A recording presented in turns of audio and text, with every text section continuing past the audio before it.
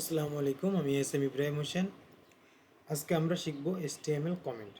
তো HTML comment শেখার জন্য আমি প্রথমেই একটা ফোল্ডার ফোল্ডার ক্রিয়েট করে নিয়েছি HTML কমেন্ট নামে, এবং এটাকে ভিএস কোডে ওপেন করে একটা ফাইল index.html ফাইলটা অলরেডি আমি ক্রিয়েট করে রেখেছি, এবং আপনাদের জন্য বয়লার টেমপ্লেটটাও রেডি ক্রিয়েট করে রেখেছি, এবং লাইভ সার্ভারে কিছু লিখে রান করে রেখেছি।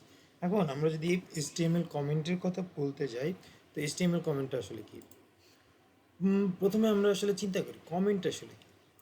কমেন্টটা প্রোগ্রামিং ল্যাঙ্গুয়েজে ব্যবহার করা হয় যখন আমাদের এ কোনো একটা কোড লেখা হয়।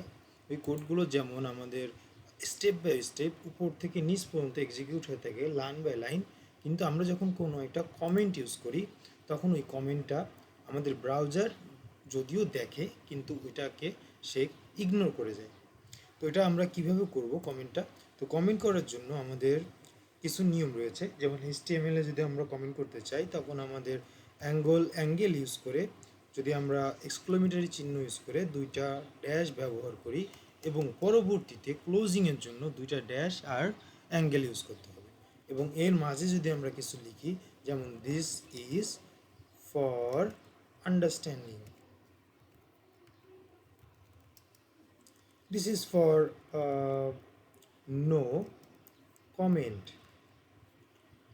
সো এখানে আমরা দেখতে পাচ্ছি যে এই যে লেখাটা এটা কিন্তু আমাদের এই এই যে আমাদের পেজটাতে শো করেনি, কিন্তু আমরা যদি এটাকে ইন্সপেক্ট করে একটু দেখতে চাই যে আমাদের কোডগুলো যেখানে আছে, যেমন HTML কোডের বডির ভিতরে যদি আমরা একটু দেখি, এই যে দেখেন লেখাটা কিন্তু লেখাটা কিন্তু রয়েছে HTML কোডে। আমরা দেখতে পাচ্ছি যে ব্রাউজার লেখাটাকে দেখাচ্ছে, কিন্তু ব্রাউজার কি করছে, এটাকে ইগনোর করতেছে লেখাগুলো।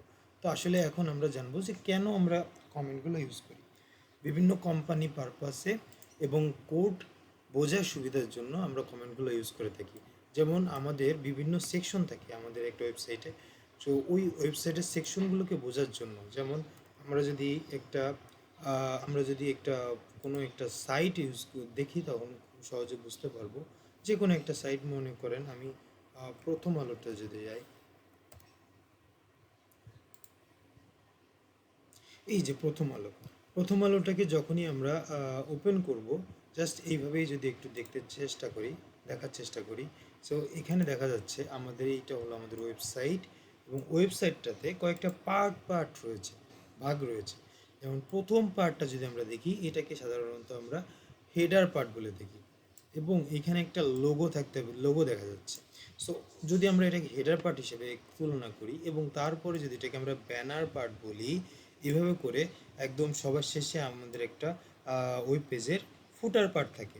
তো এই পার্টগুলোকে আলাদা আলাদা সেকশন অনুসারে ভাগ করার জন্য আমরা সাধারণত অনেক সময় কমেন্ট ইউজ করি। যেমন আমরা যদি বলি হেডার সেকশন, এভাবে যদি আমরা দিয়ে এটাকে কমেন্ট করে দিই, তখন কিন্তু আমাদের কোডগুলো অনেক সুন্দরভাবে বুঝতে আমরা বুঝতে পারবো, এবং আমাদের কোডগুলোই আমরা যখন পরবর্তীতে অনেক দিন পরে দেখব, তখন এই কোডকে বোঝার সুবিধার জন্য এই কমেন্ট সেকশনটা ব্যবহার করা হয়ে থাকে। এবং অনেক সময় আমরা কোম্পানিগুলোতে কাজ করার সময় একের অধিক পার্সন কাজ করে থাকি, তখন আমাদের এই কমেন্টগুলো এই বোঝার সুবিধার জন্য ব্যবহার করে থাকি। এখন আমি কিভাবে কমেন্টগুলো লিখতেছি, আমি তো এখানে পুরোপুরি লিখে তারপরে করতেছি না। এটা হলো আমি একটা শর্টকাট ইউজ করতেছি। ভিএস কোডের একটা শর্টকাট রয়েছে, যেটা হলো city control plus slash, control plus slash. এইটা যদি আমি প্রেস করি তখনই আমাদের এটা কমেন্ট হয়ে যাবে। যেমন মনে করেন আমি যদি একটু কোনো একটা লেখা কমেন্ট করি, যেমন গুগল লিখে যদি আমি কমেন্ট করতে চাই, তাহলে কন্ট্রোল প্লাস স্ল্যাশ ইউজ করলেই কমেন্ট হয়ে যাবে। এখন আমরা কিন্তু কমেন্ট অনেকভাবে করতে পারি। একটা হলো সিঙ্গেল লাইন কমেন্ট, এই পুরো লাইনটাকে আমরা কমেন্ট করলাম, এজন্য এটাকে আমরা বলতে পারি সিঙ্গেল লাইন কমেন্ট। তো সিঙ্গেল লাইন কমেন্ট আমরা দেখলাম, কিন্তু আমাদের অনেক সময় প্রয়োজন হবে, মনে করেন আমাদের একের অধিক লাইন কমেন্ট আমাদের প্রয়োজন হবে। যেমন আমি যদি একটা প্যারাগ্রাফ নিই, এর ভিতরে লরেম 20টা ওয়ার্ড যদি আমি নিতে চাই, এখন যদি আমার একের অধিক যদি লাইন আমি কমেন্ট করতে চাই, তখন কীভাবে করব? তখন আমাদেরকে এই পুরোটাকে সিলেক্ট করতে হবে, এবং আমি যেটা বলেছিলাম কন্ট্রোল প্লাস স্ল্যাশ ইউজ করলেই আমাদের পুরোটাই কমেন্ট হয়ে যাচ্ছে, তাই তো?